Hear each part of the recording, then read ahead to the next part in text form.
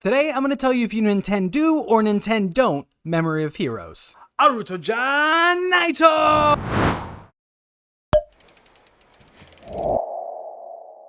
Hello writers, my name is Heroez and I am a gamer. I'm also a Kamen Rider fan, so you best believe that when Memory of Heroes was announced, I was on the hype train. Choo choo Momotaros! A linear adventure RPG where I can play as Double, OOs, and 01?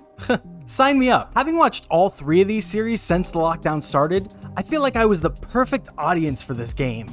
And that really ended up being more true than I thought it would be. But that doesn't mean that the game comes without its faults. This first part is going to stay pretty spoiler free, so you're safe until I say otherwise. I played this game from start to finish over at twitch.tv/Heroez, where I stream every Tuesday, Thursday, and Saturday. So if you want to check out more gameplay from this video, hop over there and enjoy. Also, maybe think about dropping me a follow. Now, Memory of Heroes takes place after Double and O's respective series. It also takes place sometime after episode 40 of 01, which is never quite specified when, and we'll get into that more later. But for now, a mysterious energy is coming from the island of Sector City. A prior experiment gone wrong had turned the island from a popular tourist destination to just a desolate land. And that is when our favorite Fudo detectives are given a missing persons case that turns out to be way more than they initially thought. And writers, this is where our story kicks off. Starting with Shotaro in just his Kamen Rider Joker form is a fun way to learn the tutorial, but where this game really shines is once it opens up with form changes. Switching from the agility of Cyclone Joker to the absolute powerhouse that is Heat Metal mid-battle is exhilarating, and the same goes for the rest of the riders as well. Each form has its own strengths and weaknesses while also feeling really diverse in how they play. It's because of this fact that I can say with certainty that no two playthroughs are going to be alike. I popped in on some other streamers playing, and their go-to forms were completely different than mine. The variety of the main rider forms makes it really easy to stay with your favorite throughout the story if you wanted to. That's not to say that the story won't guide you in the direction that it wants. Periodically, a rider will pop up in the corner of your screen and ask if it's their turn to jump in on the action.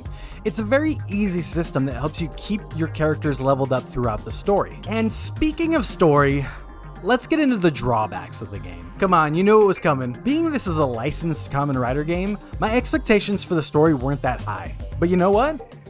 It's passable. There were some questions I had as it pertains to characters' reactions of certain events, but none of it was so egregious that it made me put down the controller. The more glaring flaw is obviously how the game looks. Each rider form is rendered well and looks great, but they're often put against these bland, textured backgrounds. The environment sort of feels like a game you would find in an arcade.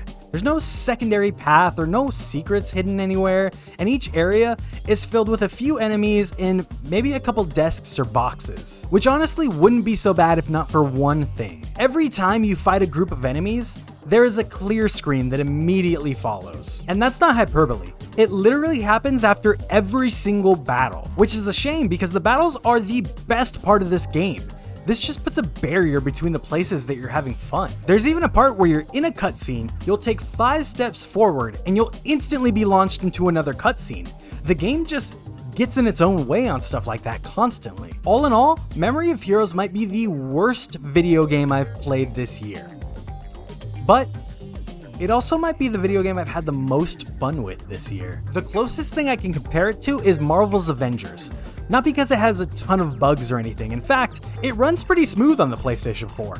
And honestly, with how little's happening on screen, I'd be pretty offended if it didn't. The Avengers comparison comes in that if you're a fan of this property, you're going to like Memory of Heroes. There's this excitement with every new form you get, or just opening a Candroid and discovering how it'll help you in battle. The form changes make sure each rider feels appropriately powerful and versatile, and it becomes an absolute blast once the combat starts flowing. There's just not a lot more than that to speak of. I mean, the boss battles are all pretty standard affairs that won't take you more than one try to beat. There's a New Game Plus that adds 2 new forms, but the novelty of those wears off pretty quick. Like I said, if you're a Kamen Rider fan, especially of Double or O's, you're going to have fun playing this game. Do yourself a favor and check it out. But if you don't know how to get it digitally, I've got a video linked on the screen to show you how to do just that. Now, for my hard-boiled riders that already played through the game, we're going full spoilers. Now, this is a crazy theory, and tell me in the comments if I'm off base, but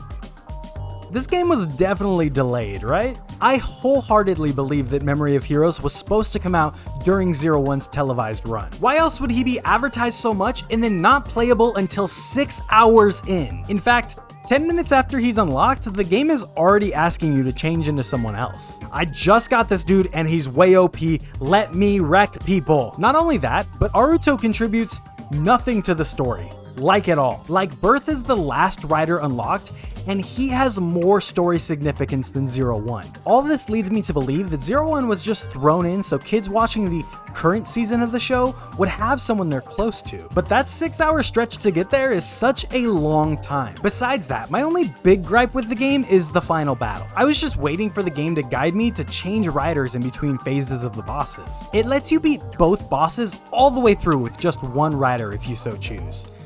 I don't know about you, but I kind of expected a team-up game to end a little more teamish, you know? Don't get it twisted though. Double wreck those fools. Heat Joker rules. But as always, I want to know your opinion of the game. Leave your review in the comment section down below. Also, I stream every Tuesday, Thursday, and Saturday at twitch.tv/HotKillies. Plus, I want to be friends with you. Come find me on all social media. They are right there on the screen. If you would please henchman that like button into a blue boy and rider kick that subscribe button, I would be super Sentai grateful. Thank you so much for watching, and I will see you next time.